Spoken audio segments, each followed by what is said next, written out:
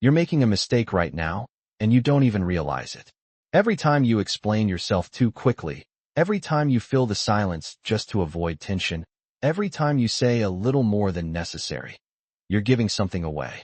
And the price you pay isn't obvious at first. People don't confront you. They don't argue. They don't warn you. They just quietly adjust, based on everything you revealed. That's how you lose your advantage without ever noticing. Ethan used to think being open made him trustworthy. In meetings, he would share ideas early, explain his reasoning, even talk through his doubts out loud. People nodded. Some even praised him. But weeks later, he started noticing something strange. His ideas were showing up, just not attached to his name. His concerns were being used against him. His uncertainty became a reason others stopped taking him seriously. And he couldn't figure out when he lost control of the situation. Because from his perspective, he was just being honest. But honesty without control is exposure. And exposure, in the wrong environment, becomes leverage for someone else. That's the part most people don't see. You think you're communicating, but what you're actually doing is revealing your patterns. How you think, what you value, where you hesitate. And once someone sees that clearly, they don't need to guess your next move. They already know it. That's why some people seem to always stay ahead without saying much. It's not because they know more. It's because they reveal less. Daniel was like that. In the same room, same opportunities, same conversations, but completely different results. When people asked him questions, he answered just enough. When tension showed up, he didn't rush to fill it. When others spoke, he listened longer than expected. And slowly, something shifted. People started watching him more closely. They tried to read him, but couldn't. And that uncertainty, it gave him control. Because when people can't predict you, they hesitate. And hesitation is where power lives. But here's where most people get it wrong. They think silence is about saying nothing. It's not. It's about choosing what not to reveal. Because every conversation has two layers. The surface, what's being said. And underneath, what's being exposed. Most people only manage the first. Smart people manage both. And once you see that, you can't unsee it. Because now you start noticing how often people give away their position without realizing it. They explain too much when they feel pressure. They justify themselves when no one asked. They reveal plans before they're ready. And each time, they lose a little more control. The dangerous part is, it feels natural. It feels like being real, being open, being understood. But in reality, it's making you easier to handle, easier to influence, easier to outmaneuver. And the moment someone figures out how you think, they don't need to challenge you. They just wait, because they already know what you'll do next. But what most people never realize is this: the real advantage isn't in what you say. It's in what you choose to keep. And once you understand how that works, the way you handle every conversation starts to change in ways most people won't even notice until it's too late. At some point, Ethan started noticing a pattern he couldn't ignore anymore. It wasn't just one meeting, one conversation, or one missed opportunity. It kept happening. The more he tried to explain himself, the more things slipped out of his control. People would ask simple questions, and he'd give detailed answers. They would stay quiet, let him talk, let him reveal everything, and then respond in a way that somehow positioned them ahead. It felt subtle, almost invisible, but the outcome was always the same. Ethan walked away feeling like he gave more than he gained. Meanwhile, Daniel was still doing the same thing he always did. Saying less, pausing more, watching longer, and something about that made people treat him differently. They didn't interrupt him as much. They didn't challenge him as quickly. In fact, they often adjusted themselves around him, as if they were trying to avoid making the wrong move. And that's when Ethan started to question everything he thought he knew about communication. Because growing up, he was taught that being clear, open, and expressive was a strength. That speaking up made you confident. That explaining yourself made people trust you. But reality wasn't playing by those rules. Because in high-stakes environments, the person who reveals more often ends up with less leverage. But here's the part that almost no one understands. Silence is not about hiding. It's about positioning. And most people completely miss this. They think the goal is to be understood. But the real goal is to control how you are understood. And those are two very different things. But this is where most people get it wrong. They assume that if they don't speak enough, they'll be ignored, overlooked, seen as weak. So they overcompensate. They talk more, add more detail, fill every gap, trying to prove their value in real time. But what they don't realize is that over-explaining doesn't make you stronger, it makes you easier to challenge. Because the more you say, the more material you give others to question, to analyze, to push against. And once that happens, you're no longer controlling the conversation. You're reacting to it. Daniel never did that. When someone asked him a question, he didn't rush to answer. He paused. Not because he didn't know what to say, but because he was deciding what not to say. And that pause did something powerful. It shifted the pressure. Now the other person had to wait, had to wonder, had to fill the silence in their own mind. And in that moment, Daniel wasn't being passive. He was creating space. Space that forced others to reveal themselves first. And that's the part most people never see. The person who speaks first often gives up the most. The person who reacts fastest often exposes their position. But the person who holds back, even slightly, gains something invisible. Time. And time, in any interaction, is control. But here's the deeper layer. The real reason silence works isn't just because you say less. It's because people project more. When you don't fully reveal your thoughts, others start filling in the blanks. They assume. They interpret. They guess your intentions. And most of the time, they overestimate you. They assume you know more than you do. That you're more certain than you are. That you're more strategic than you actually need to be. And that perception alone changes how they behave around you. They become more cautious, more careful, more respectful. Not because you demanded it, but because you never gave them enough information to lower their guard. Ethan never understood this before. He thought respect came from clarity, from being transparent. But now he was starting to see that too much clarity removes mystery. And without mystery, there's nothing left to protect. But what he still didn't fully understand was this. If speaking less gives you control, then why do so many? Smart people still fall into the trap of saying too much at exactly the wrong moment. The reason smart people still fall into the trap isn't because they don't know better, it's because the pressure to respond feels stronger than the instinct to hold back. In the moment, silence feels uncomfortable. It creates tension. It makes you feel exposed. So your brain tries to fix that discomfort as fast as possible. And the fastest way it knows how is to start talking, to explain, to clarify, to regain control. But ironically, that's exactly the moment you lose it. Because what feels like control is actually a reaction. And reactions are predictable. That's the mechanism most people never notice. When you feel the urge to speak immediately, you're not choosing your words, your emotions are choosing for you. And emotions, under pressure, always prioritize relief over strategy. Ethan started to see this clearly. Every time he felt challenged, he rushed to explain. Every time there was silence, he filled it. Every time someone questioned him, he gave more information than necessary. And each time, it felt like he was defending himself. But in reality, he was giving the other person exactly what they needed to understand him completely. And once someone understands you completely, they don't need to compete with you directly. They just adjust around you. They know when you'll hesitate. They know what you'll avoid. They know how far they can push before you react. And that's how control shifts without confrontation. But here's what almost no one realizes. The real vulnerability isn't what you say. It's when you feel like you have to say it. Because that urgency reveals something deeper. It reveals that you're seeking validation, approval, or stability in that moment. And once that need is visible, even subtly, it changes the dynamic. Now the other person doesn't just hear your words, they sense your need. And people instinctively respond to that. Not always consciously, but behaviorally. They speak with more confidence. They take more space. They test your boundaries. Not because they're trying to dominate you, but because your reaction gave them permission to. Daniel understood this at a level Ethan never had before.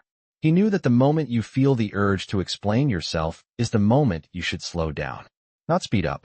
Because that urge is not clarity, it's exposure trying to disguise itself as communication. And once you see it that way, everything changes. You stop treating conversations as something you need to win in real time.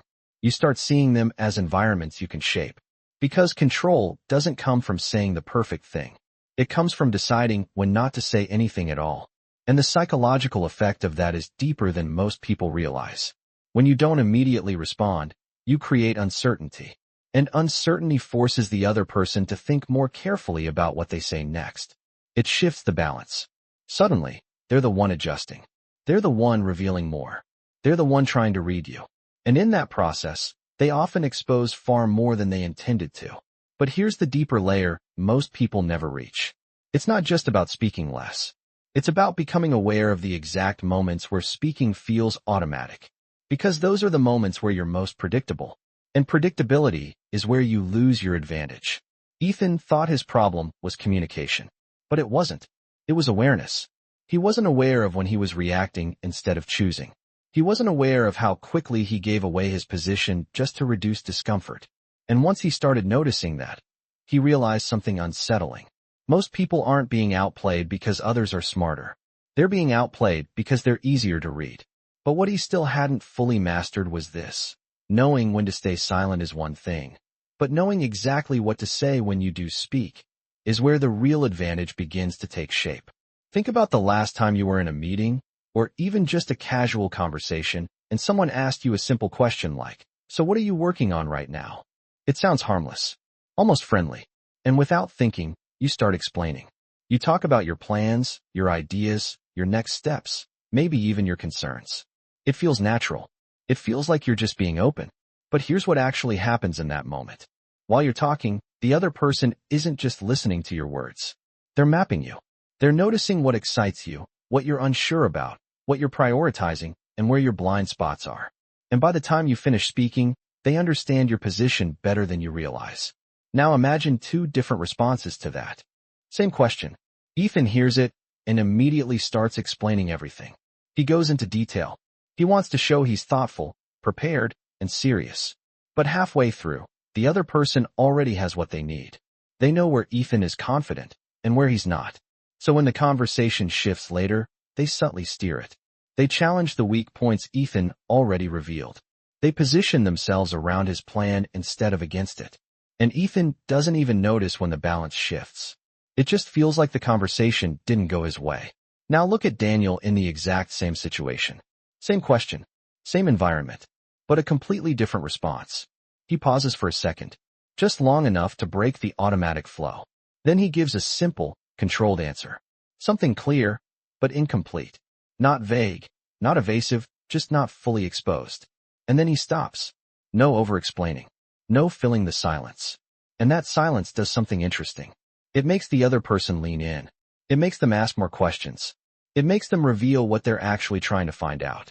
Because most questions aren't about curiosity, they're about positioning. People ask to understand where you stand so they can decide how to respond. And if you give them everything too early, you remove the need for them to reveal anything at all. But if you hold back, even slightly, the dynamic changes. Now they have to show more of themselves first. They have to clarify their intent. They have to expose their angle. And in that process, you gain something most people give away too quickly: information. Here's another example that most people will recognize instantly. You send a message, and the other person takes longer than expected to reply. What's your first instinct? Most people send another message. Then maybe another. Trying to explain, clarify, or keep the conversation moving. But what they don't realize is that every extra message reduces their position. It shows urgency. It shows a need for response. And that need shifts the dynamic. Now the other person controls the timing. They decide when and how to respond, while you're already fully exposed. Daniel never did that. If there was no response, he waited. Not because he didn't care, but because he understood that silence communicates just as much as words. It signals that you're not dependent on the outcome of that interaction. And that alone changes how people respond to you. But here's the part that makes this even more subtle. Most of these moments feel insignificant. A quick explanation, a follow-up message, a small clarification. None of them feel like a big deal, but they add up. Each one reveals a little more about how you think, how you react, and what you prioritize. And over time, people build a clear picture of you without you ever realizing it. Ethan thought he was just being engaged, responsive, and communicative. But what he was really doing was training people how to handle him. He was showing them exactly when he would react, how much pressure it took, and how easily he would give more information than necessary. And once people learn that pattern, they don't need to test you anymore. They already know how you'll respond. But what Ethan was just starting to understand is this: the real shift doesn't happen when you speak less in big moments. It happens in these small, everyday interactions where most people don't even realize they're giving something away. The shift didn't happen all at once for Ethan.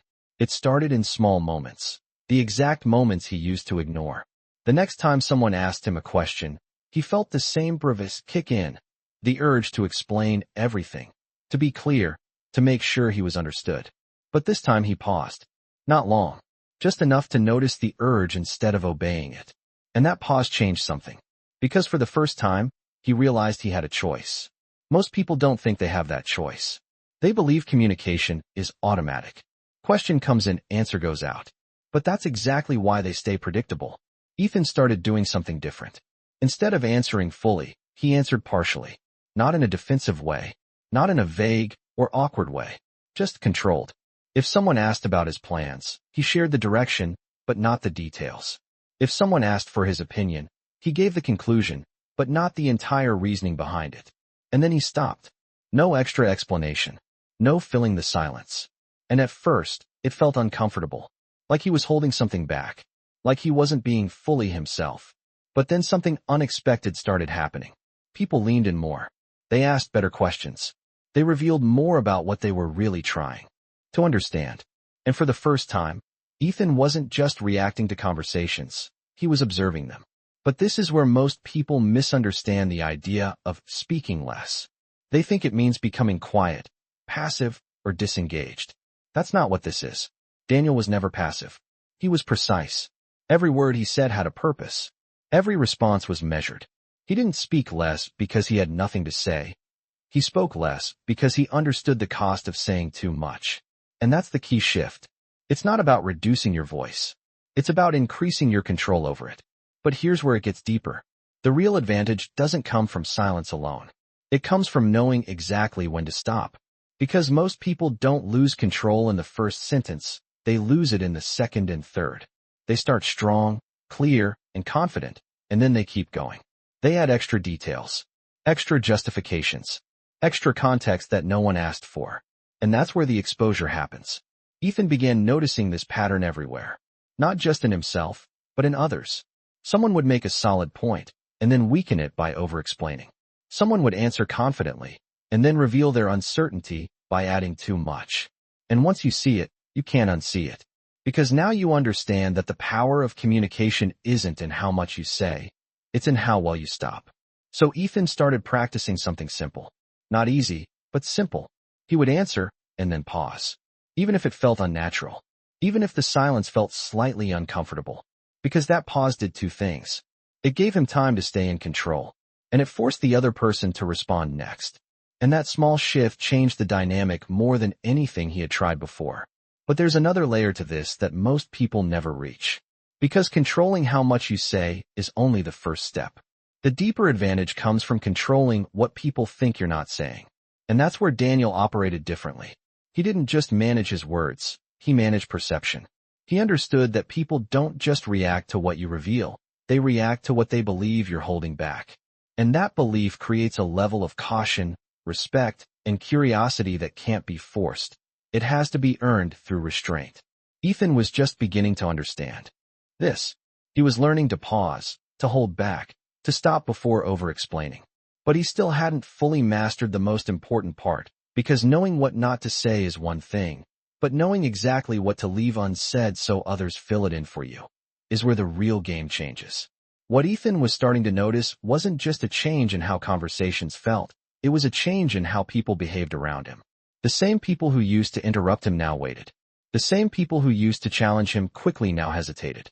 And the strange part was, he wasn't saying anything smarter than before. He was just saying less. But the effect was bigger than he expected. Because the power of that shift wasn't in the words he chose, it was in what his restraint triggered in others.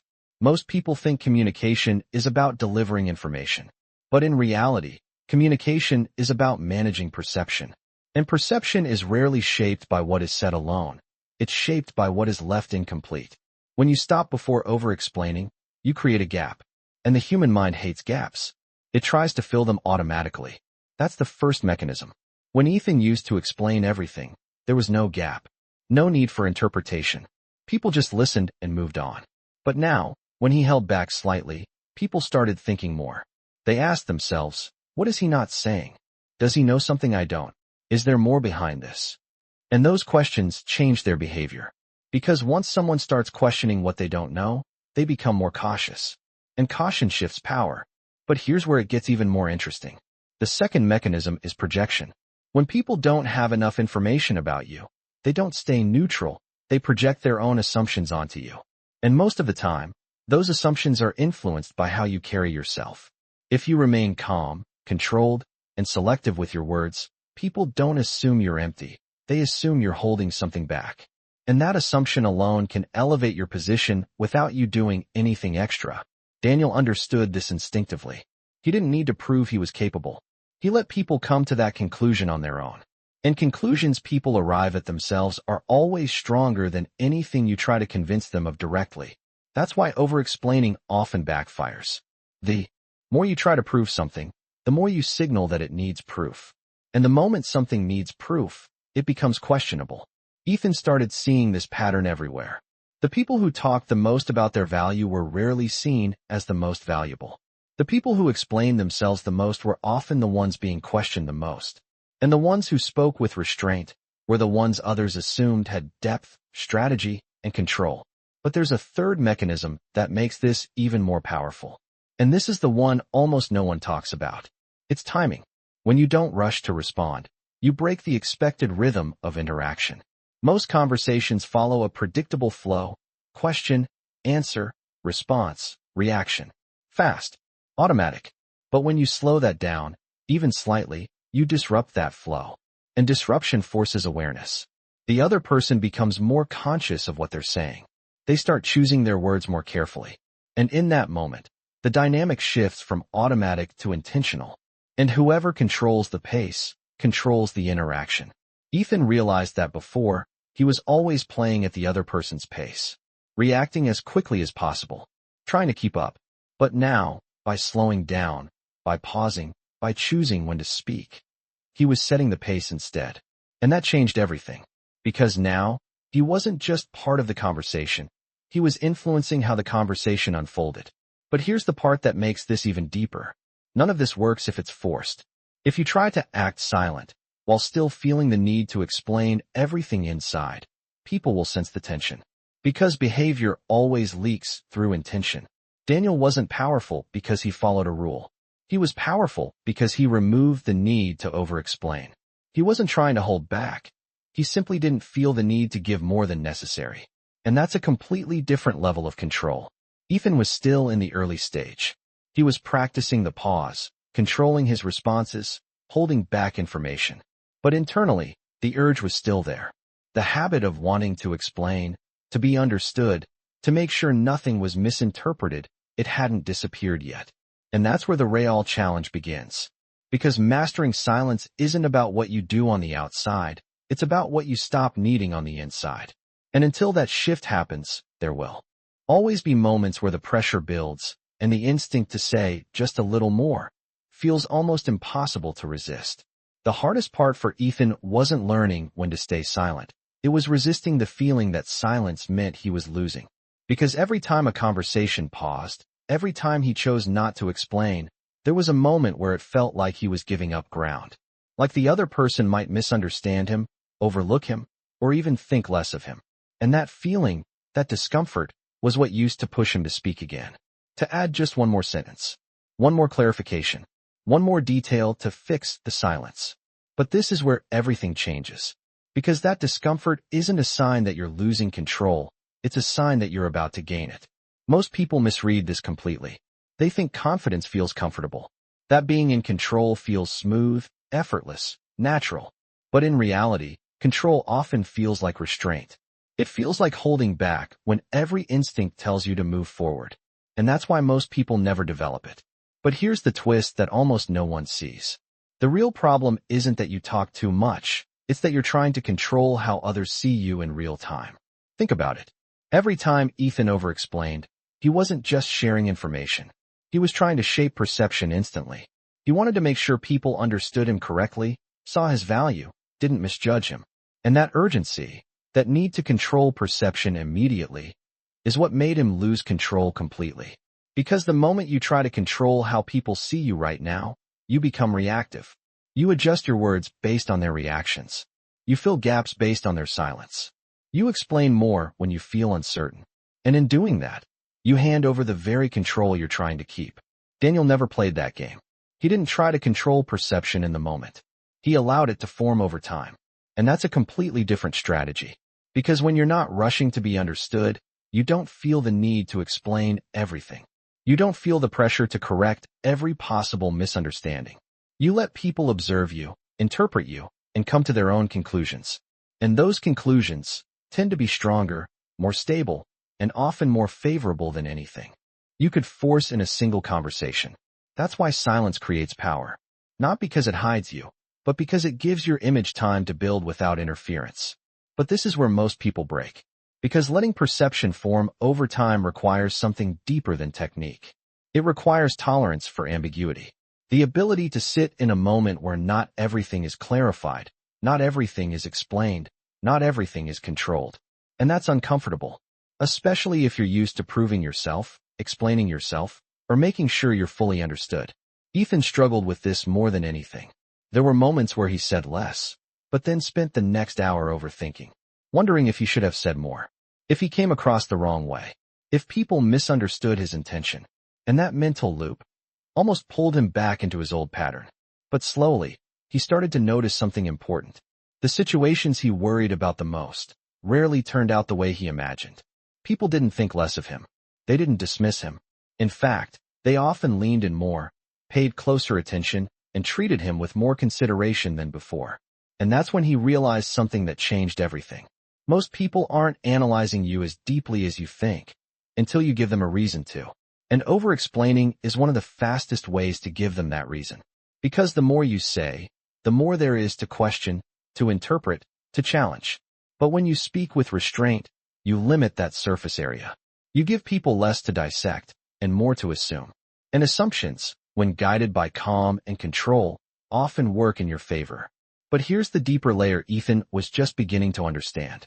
It's not enough to simply say less. Because if you're still trying to manage every impression, every reaction, every interpretation, the pressure will always come back. The real shift happens when you stop needing to be understood immediately and start focusing on what actually gives you long-term control. And that shift changes not just how you speak, but how you move in every situation where others are trying to figure you out. There's a moment most people have experienced, but almost no one recognizes what's really happening. You're in a conversation, maybe at work, maybe with someone you know, and they start asking questions. At first, it feels normal.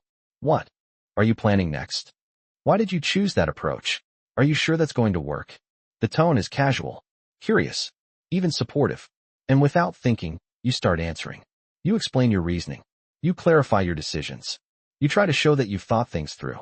But as the conversation continues, something shifts.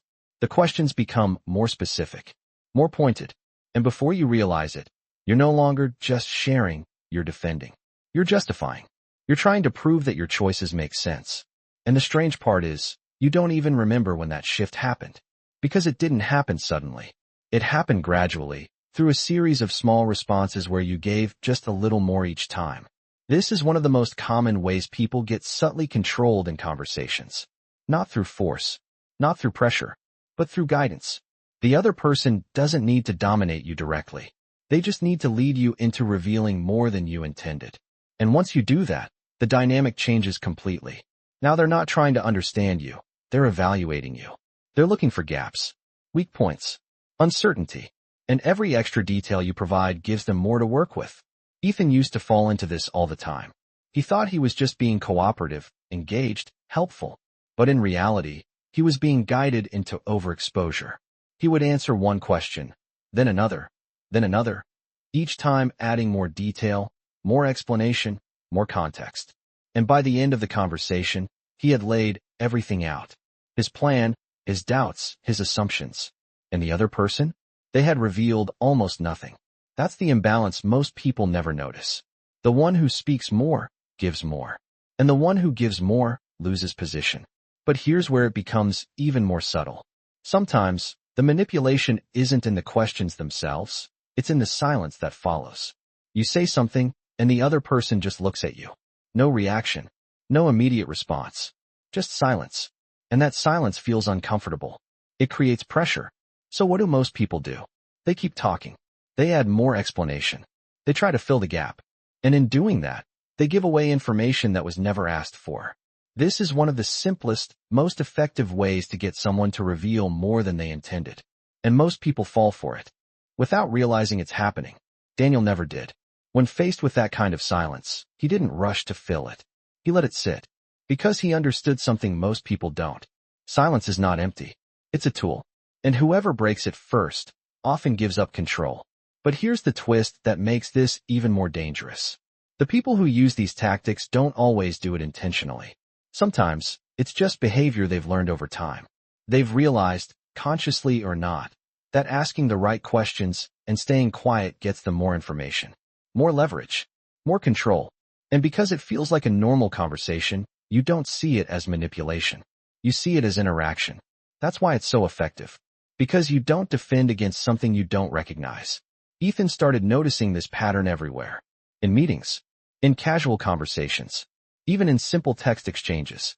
The more someone spoke, the more they revealed. The more they revealed, the easier they became to influence. And the ones who said less were always the hardest to read, the hardest to challenge, the hardest to control. But what really changed his perspective was realizing this. Most people think they're being judged by what they say. But in reality, they're being positioned by how much they reveal. And once someone has enough information about you, they don't need to argue with you. They just adjust their approach. They know when to push, when to wait, when to agree, and when to step in. And by the time you notice what's happening, the dynamic is already set. But here's the part that Ethan was just beginning to understand. Avoiding overexposure isn't just about saying less in obvious situations. It's about recognizing the subtle moments where control is quietly shifting before it's too late to take it back. What most people don't realize is that the cost of overexposure doesn't show up immediately. It builds slowly, quietly, over time, until one day, you look back and realize you've been playing at a disadvantage the entire time. Ethan didn't lose everything in one moment. There wasn't a single mistake he could point to and say, that's where it all went wrong. Instead, it was a pattern. Small moments where he said a little too much. Small conversations where he revealed more than necessary. Small situations where he reacted instead of choosing. And each time, it felt harmless. But those moments stacked. And over time, they created something much bigger than he expected. People started forming conclusions about him. Not based on what he intended, but based on everything he revealed without control. They saw where he hesitated, so they stopped trusting him with high-pressure decisions. They noticed where he overexplained, so they assumed he needed validation. They picked up on his patterns, so they knew exactly how to approach him, how to influence him, how to steer him without resistance. And the most dangerous part was, no one told him this was happening, because they didn't need to. When people can read you easily, they don't confront you, they use you. They position around you. They adjust their behavior to benefit from what they already know. And that's how you get left out of opportunities you never even knew existed. That's how decisions get made without you. That's how someone with less ability, but more control, moves ahead. But here's where it gets even more uncomfortable. The longer this pattern continues, the harder it becomes to break.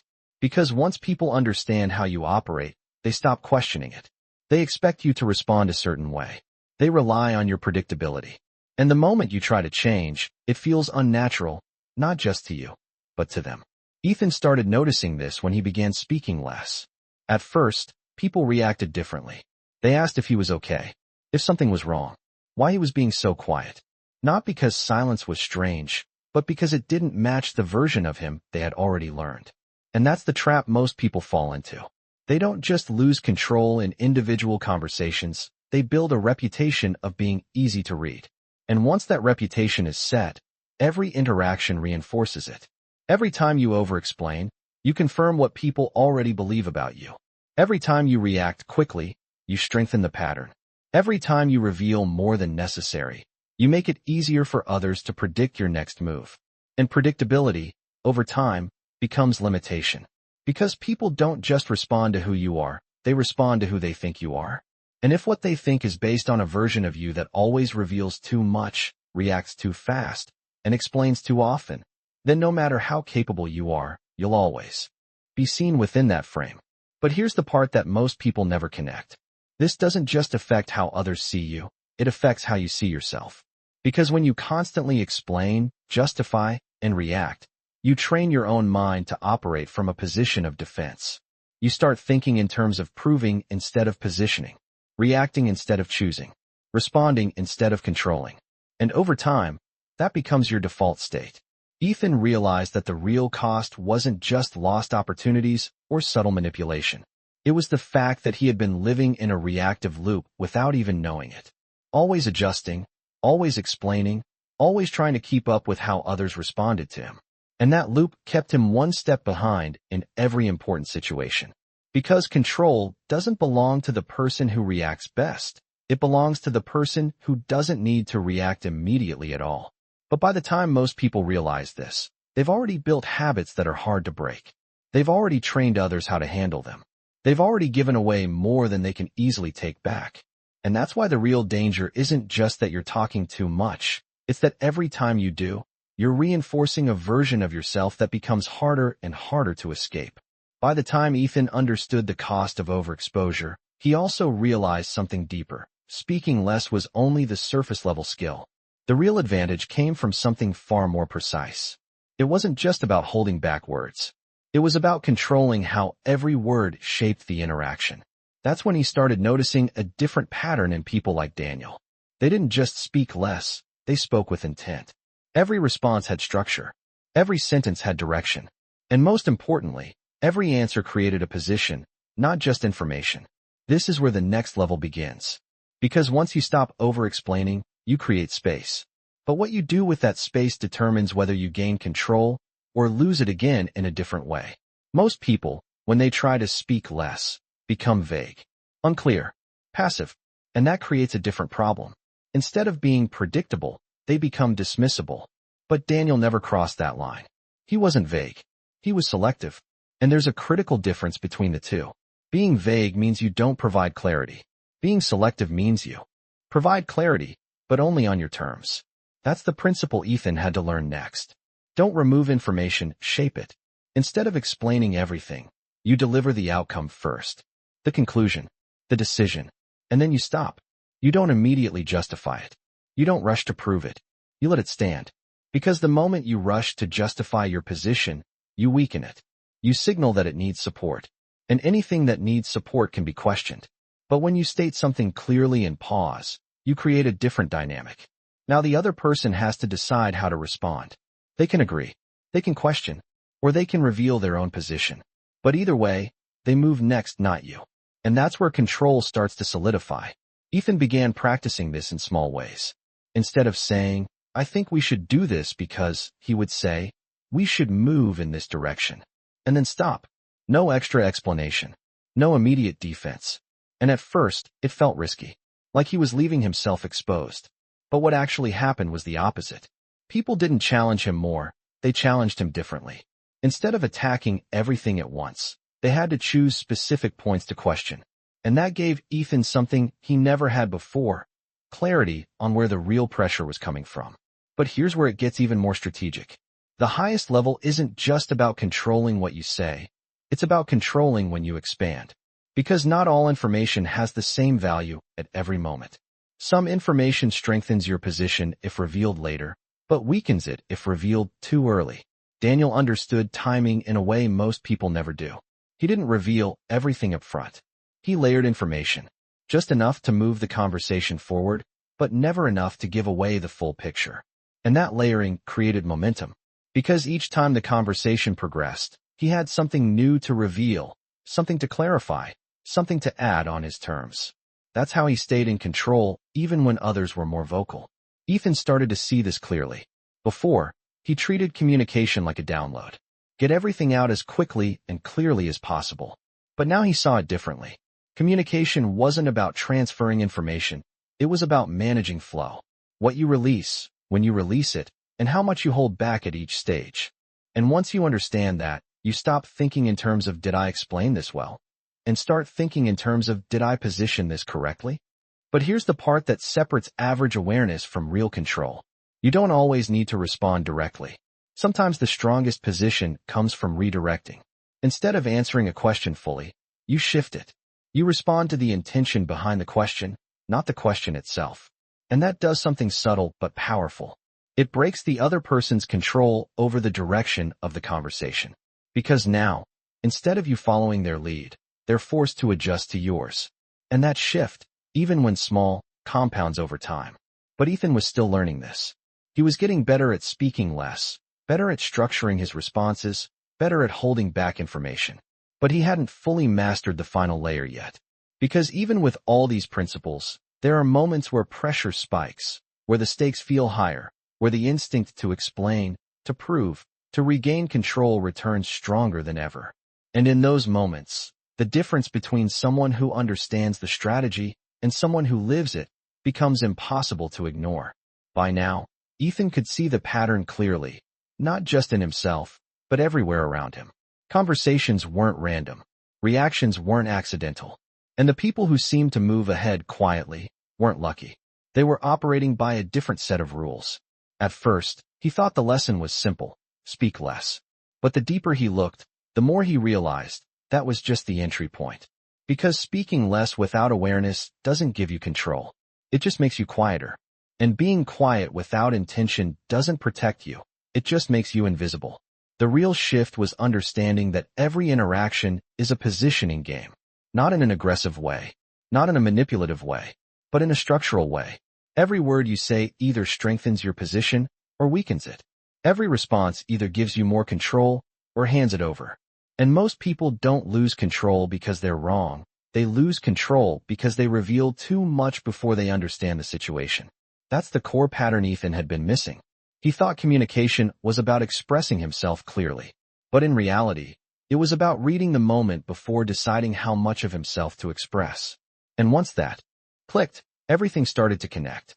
The pause wasn't just about slowing down, it was about observing. The restraint wasn't just about holding back, it was about choosing what matters. The silence wasn't empty, it was active. It was where awareness lived. And that awareness changed how he saw everything.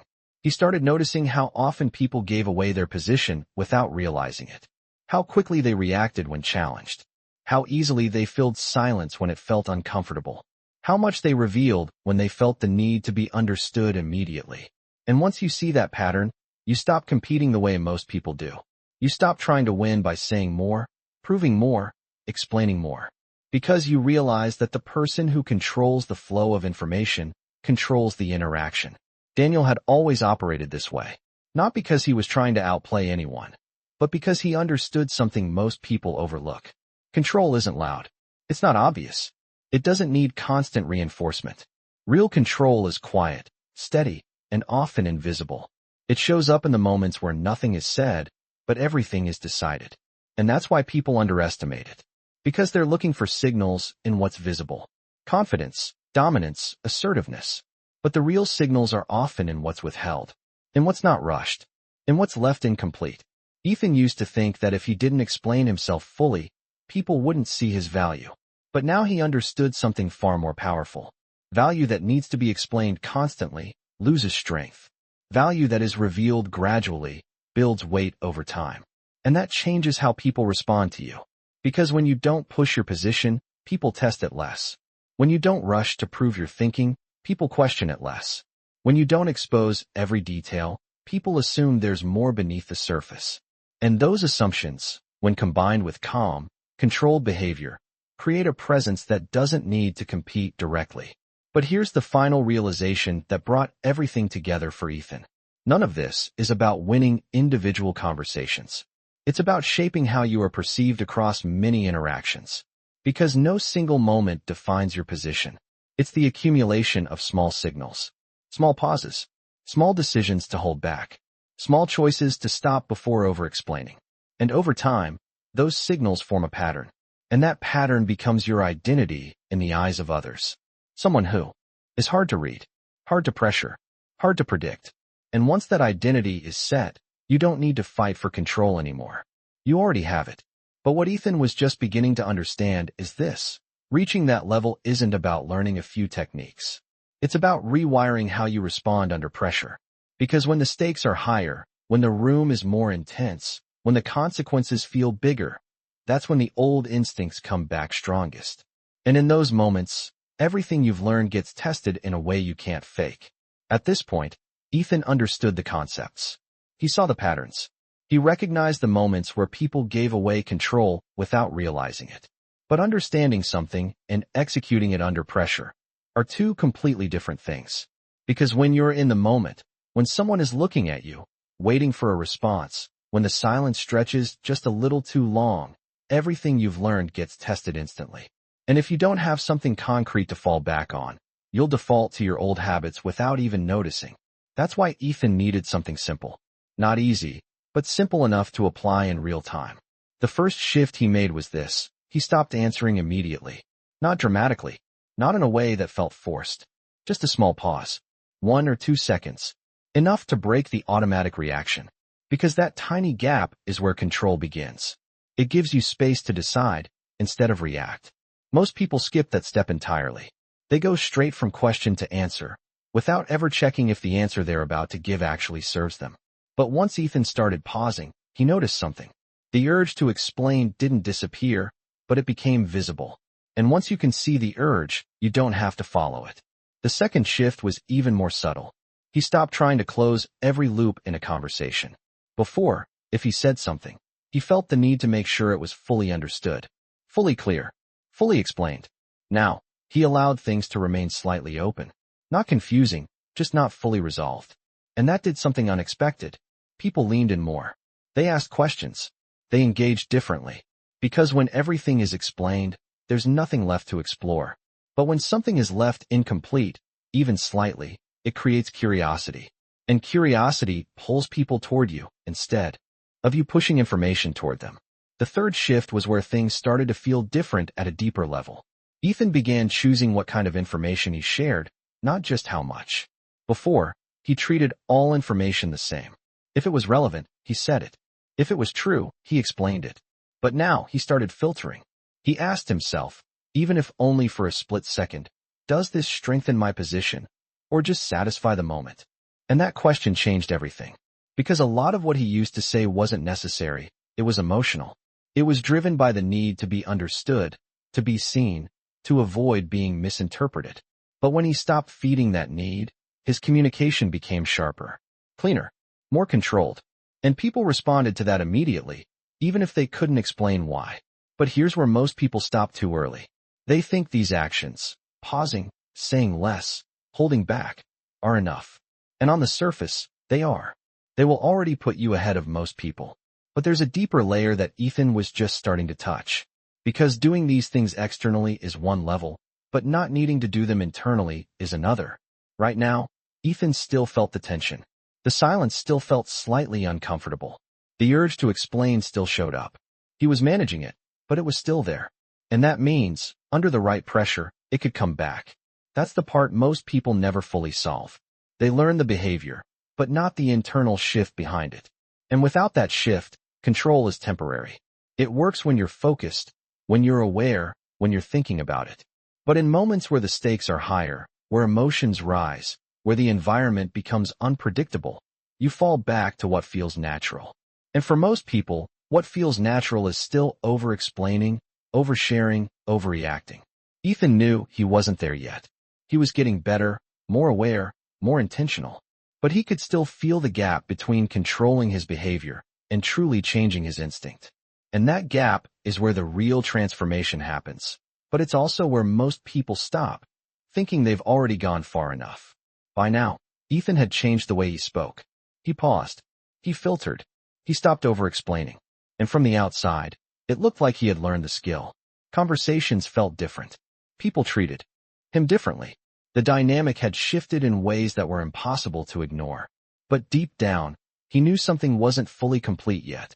Because there were still moments, small, subtle moments, where the old instinct came back. Not as strong as before, but still there. The urge to clarify. The need to make sure he wasn't misunderstood. The quiet pressure to explain just a little more, just to be safe. And that's when he realized the final layer of this isn't about communication at all. It's about identity. Because as long as a part of you still needs to be understood immediately, you will always feel the pull to explain. As long as a part of you still seeks validation in real time, You will always feel the pressure to reveal more than necessary.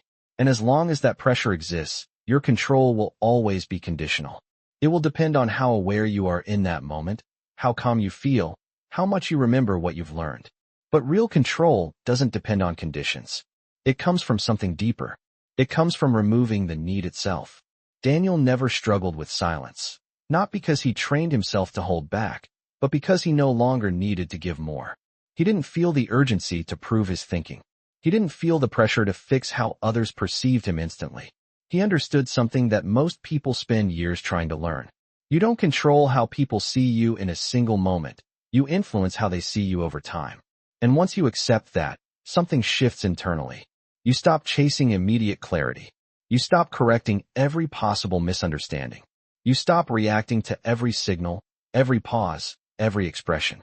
And instead, you let things unfold. You let people observe. You let patterns build. Because you know that what matters isn't what they think right now. It's what they conclude after seeing you consistently operate with control. Ethan was just beginning to step into that mindset. He was no longer reacting the same way. He was more aware, more intentional, more selective. But he could still feel the difference between controlling his actions and fully owning that identity. And that difference showed up in the moments that mattered most. When the pressure was higher. When the stakes felt real. When the room was watching. That's when the instinct to speak, to explain, to secure his position would try to come back. And that's where the real test was. Because at that level, it's no longer about technique. It's about whether you trust the process enough to hold your position without forcing it. Whether you can sit in silence without needing to escape it. Whether you can let a moment pass without trying to control it immediately. And most importantly, whether you can accept that not everything needs to be said for you to stay in control. Because the truth is, the people who seem the most in control aren't the ones who say the perfect thing every time. They're the ones who don't feel the need to say anything more than necessary, even when everything inside them tells them to. And once you reach that point, something changes in a way that's hard to explain, but easy to feel.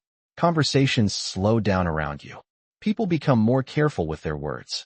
They pay closer attention, not because you demanded it, but because you never gave them enough to fully figure you out. And that uncertainty becomes your advantage. But here's the question Ethan couldn't stop thinking about. If the real power comes from what you don't say, then how many times have you already given away your advantage without even realizing it?